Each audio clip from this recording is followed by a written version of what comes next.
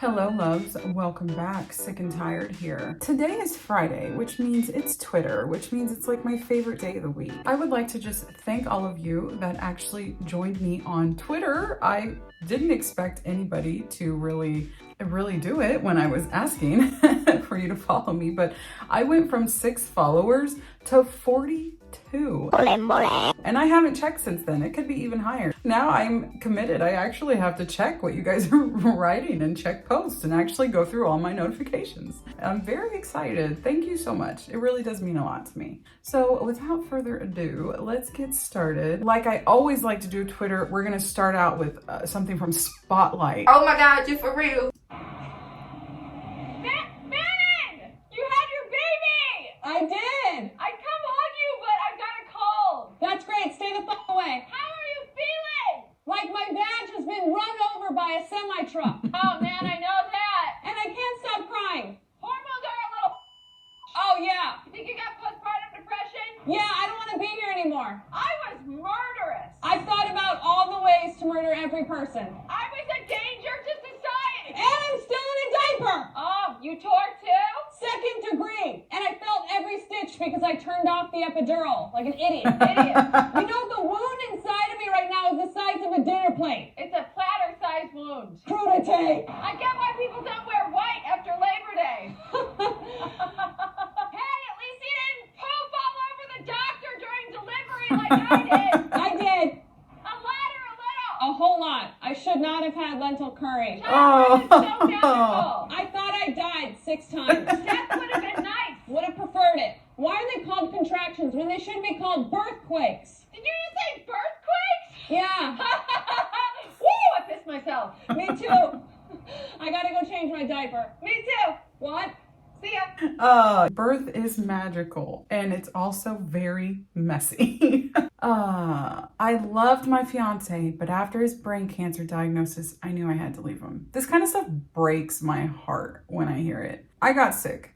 I know I've mentioned it before. I don't know if I've actually done a video on it. I'm sorry too, if I repeat myself in a lot of videos, because of my illness, I forget things a lot. So I repeat myself a lot, and I'm sorry if I've said this already, but you know, when I got sick, I would have been devastated if my husband left me at my most vulnerable. I hate hearing this kind of stuff. If you leave, this might be a hot take, so I'll whisper it so you guys don't like get upset. If you leave your spouse, significant other, fiance, whatever, when they are sick, dying, and need you the most, I think you're a trash person.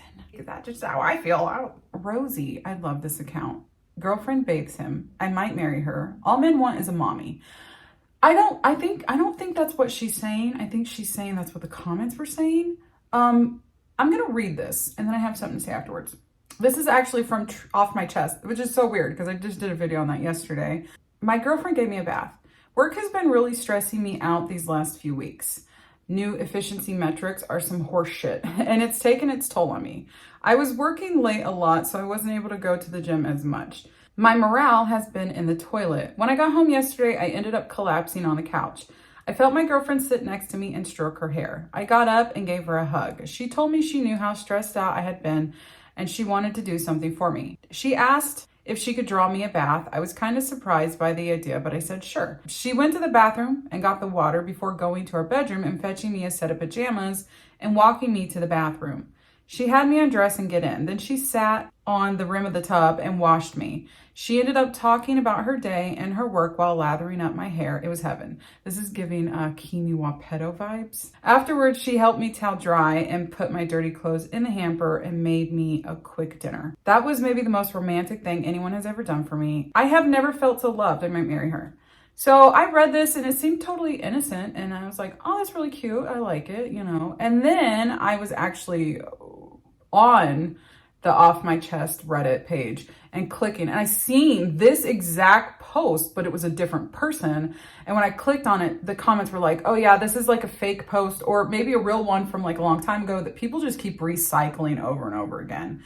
And I'm like, well, what would be the point of that? I don't get it. I don't know. So this might not be real. This might be fake. I can't imagine that it hasn't happened somewhere in the world. But this next one right here too, where this guy just posted good morning, this title, I have the biggest crush on my husband. You can read it. I'm not going to read it. But then after reading through this, I was seeing people saying like, oh yeah, this is something that people post all the time too. I mean, after I read this, I was like, I mean, I kind of feel the same. Like, I've been with my husband for almost 20 years and I still think about him all the time. I just want to be with him all the time. I'm so happy to be with him. I think he's still so sexy.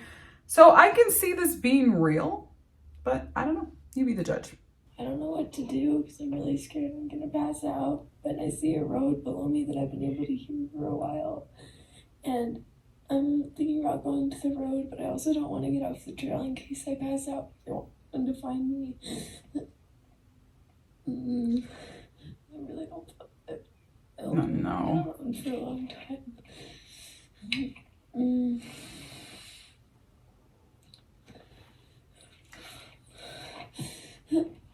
So I don't really know what was going on there.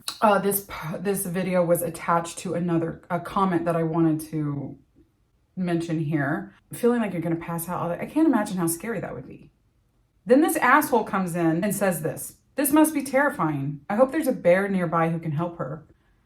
I don't understand why he said this. She's not commenting anything about this whole stupid fucking debate that's going on Twitter about the bear versus the man or whatever. There was another post from him. Woman found dead in mountains was victim of California's first fatal bear attack. He said, checkmate, feminists. That's so funny. This guy's just a dick. Somebody says, okay, here's a test. If you believe bears are better than men, which I don't know who ever said that. Your car breaks down, you get out of the car and see a man and a bear on the road. You have one gun with one bullet in it. At whom will you fire, the man or the bear? She said, I stay in the car and call AAA, bro. And then somebody says, no phone and the car's on fire. One more time, please. And she said, men are not okay. Yeah, I don't know why this is like just really breaking some fragile egos with some men online. I don't really get it. This next one, this was not a comment from the Twitter and all of this kind of stuff.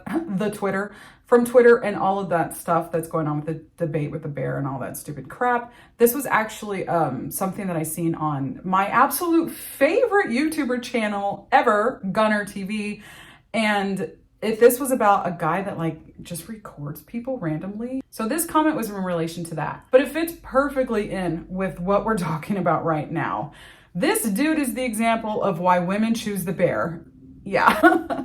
So on this whole bear versus man thing, that kind of sounds like a really cool show on like Discovery Channel, huh? When I was first asked this question, I was like, I absolutely would pick the man. Like I took the question at face value. Would you rather be stuck in the forest with a man or bear? First thing that came to mind was, why am I stuck in the forest? Is there some sort of weird Blair Witch Project, like I can't get out type thing? Oh my God, Kenny! Kenny, move your fatty! Which I don't like. In that case, I'd like to have a partner, which I would think would be a guy, right?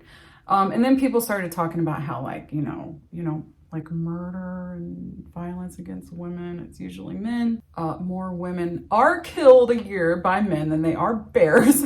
So I was like, oh, okay, I see where this is going. But is the guy like Michael Myers? There's a lot to unpack with these questions. I don't know. I'd rather be in the forest with a man.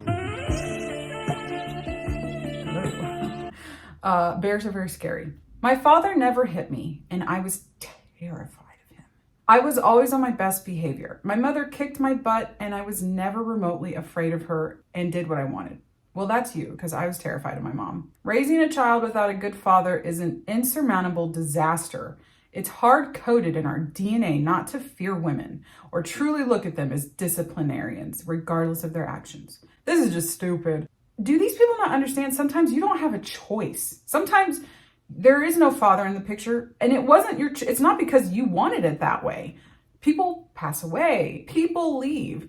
It's not always, my earrings are so loud. It's not always a choice. Like, and he's wrong because, like I said, I was terrified of my mom. Must be Monday.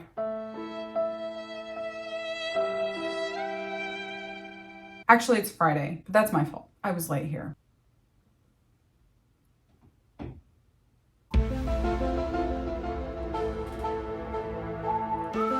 For real, did you guys hear that? My daughter is asleep. I keep feeling like I hear a door opening. Oh gosh. Therapy is also a black hole narcissists fall in. They love talking about their problems all day. They don't take accountability or make any real world changes. People go to therapy for decades. I could probably make a whole video just on this one tweet. I think it's probably one of the most disgusting things I've ever read on Twitter. And yeah, I say that a lot and very loosely, I know. But I don't love talking about my problems. I really don't. I don't love that I have those problems in the first place.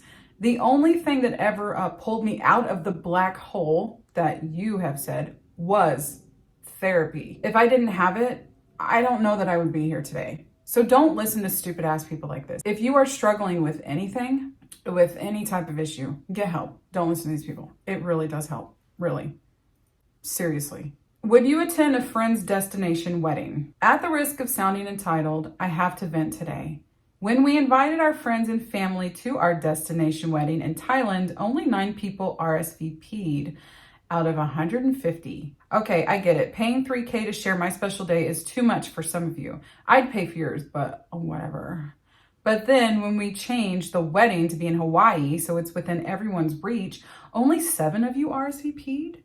It costs less, but less of you want to come? Is that what you think of blank and me? You can't spare $2K to come share our happiness?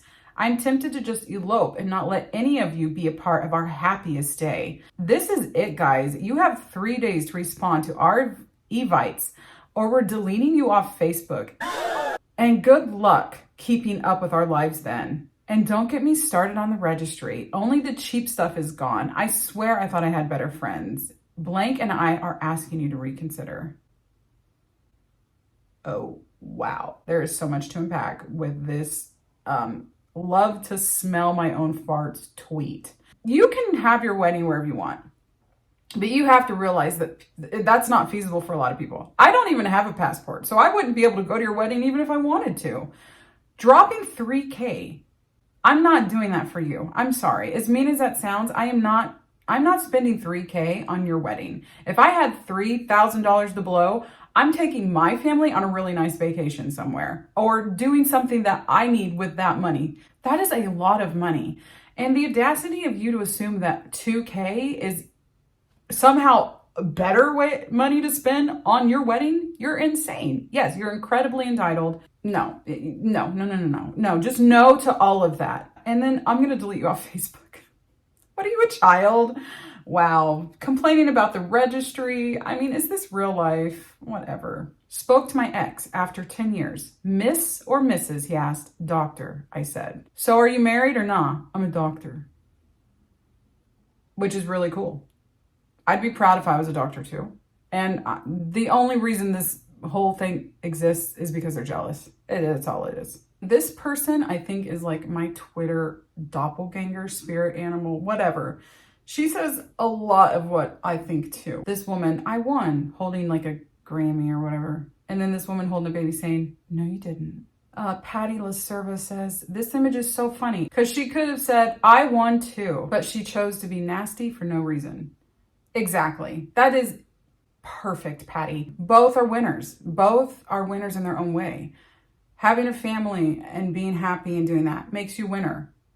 Pursuing your career and that you're a winner. These are both winners. Do whatever makes you happy. No matter what gender you are, man or woman, do what makes you happy and who cares what anybody else thinks. This one made me die laughing. This guy said lying for no reason. Rebecca says, everyone dies one day.